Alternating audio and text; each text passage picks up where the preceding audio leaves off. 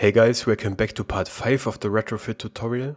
So now we know how to do a get, post, put, patch and delete request with retrofit. And as I already mentioned before, those are not the only available HTTP methods, but the most common ones. If you want to dig deeper into the topic of HTTP and REST, then I would encourage you to learn a bit on your own, because it's a really big topic and I want to keep this tutorial focused on retrofit. So just Google for that stuff a little bit, take a look at the different HTTP methods and how they work exactly, but it's not that difficult.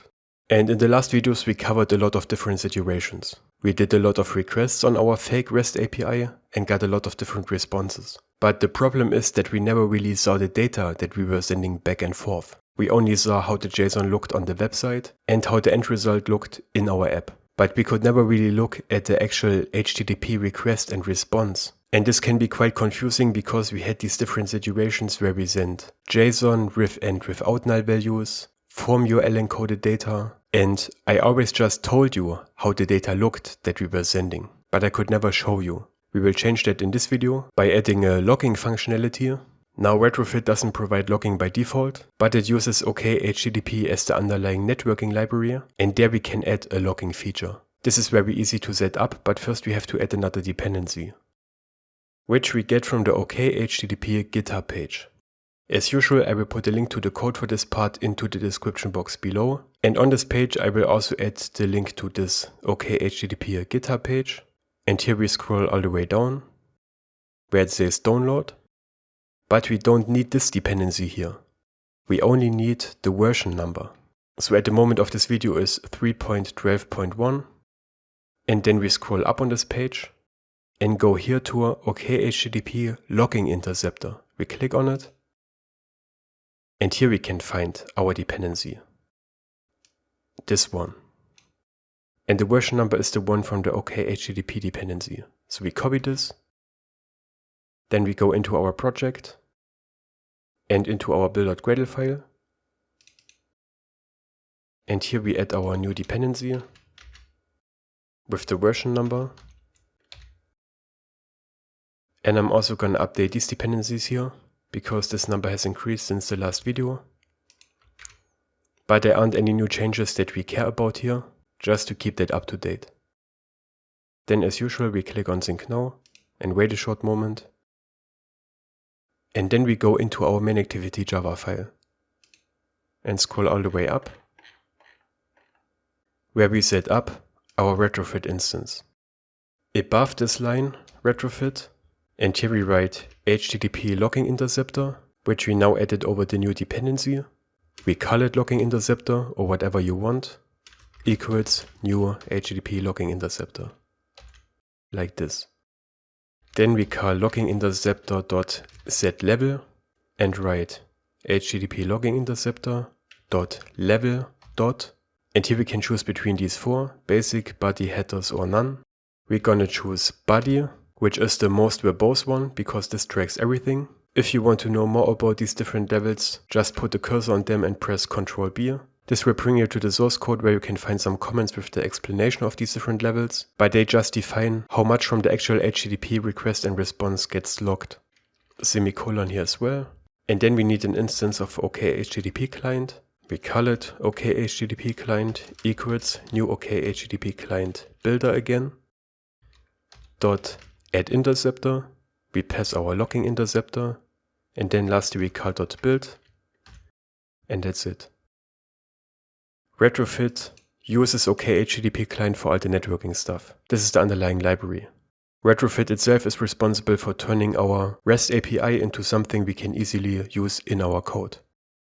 Behind addConverterFactory, before .build, we call .client and pass our OkHttpClient to tell Retrofit to use the one we defined here and not the default one.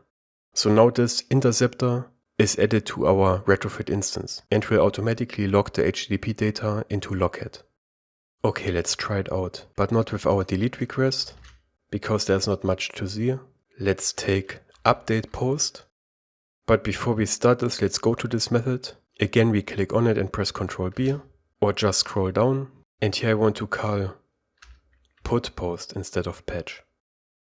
Let's start it and see how it looks. And there's our new output. We can see there's a lot of data in here. We see our put request on the URL we defined. Content type is application JSON because we are sending a JSON. And this is the actual JSON we are sending over. As you can see, we send null for the idea because we specified in the last video that we want to serialize nulls. We're gonna change that in a moment. We also send null for the title. The put request ends here, and here starts the response with a 200 code. Here we have a lot of different headers. You don't have to know what all of them mean, but you can Google them. Most of that stuff is not really interesting, but down here is our JSON we get back. This is what we displayed in our app in the end. And here all the stuff ends. So right now we are sending null values. Let's try how it looks when we remove this serialized nulls call from the last video. But instead of deleting this, we will just not pass our JSON instance to the JSON converter factory create method. So now it is back to using the default JSON instance, which does not serialize nulls. So now we should not see them in the JSON we sent over. And as you can see, title and ID are gone because JSON drops them by default, unless we explicitly specify otherwise. Okay, your homework for this video is to play around with this and try the different combinations of sending and receiving data. Also try out form URL encoded and see how the actual request body looks when we use that, because then it's not a JSON. Try the different HTTP methods, with and without serialized nulls, and just try to get a good idea of that. You can also use the different paths and query parameters and see how this changes the URL. But there's one little change we have to make. In our post class, we set this ID field to integer because it's nullable when we send it over. This means our getter method down here should not return a primitive int, because this could cause a crash if this value is null.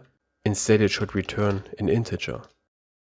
Normally this should not be a problem, because this fake REST API we use should never send a null value back for the ID, but when I tried it with a patch request yesterday, it actually did, which then caused the app to crash. So make sure to not return an int, but an integer, which is nullable. And don't forget to subscribe for upcoming parts of the Retrofit tutorial. Take care.